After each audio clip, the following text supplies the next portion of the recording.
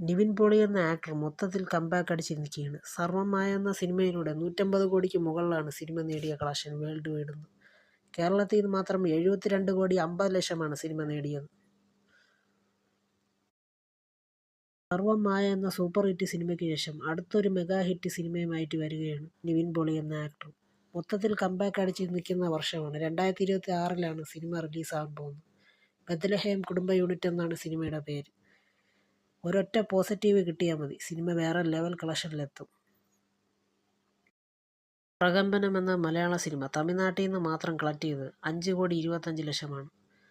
Pan Indian ലെവലിലാണ് ഇപ്പോൾ cinema പ്രകമ്പനമായിരിക്കുന്നത്. World wide trending ആണ് ഇപ്പോൾ ബുക്ക് മൈ ഷോ ആപ്പിൽ കാണാൻ സാധിക്കുന്നത്. എങ്ങും ഫാസ്റ്റ് വലിയ ഷോസാണ് സിനിമയ്ക്ക് ചാർട്ട് ചെയ്തിരിക്കുന്നത്.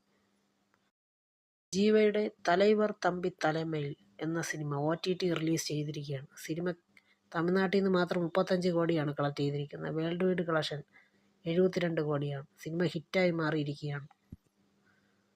ജയറാമിൻ്റെ വൻ തിരിച്ചുവരവായി വന്ന സിനിമയാണ് ആശങ്കകൾ 1000. സിനിമയുടെ വേൾഡ് വൈഡ് കളക്ഷൻ 15 കോടി 25 ലക്ഷമാണ്. കേരളത്തിൽ നിന്ന് മാത്രം 8 കോടി റേഞ്ചിലാണ് സിനിമ നേടിയത്.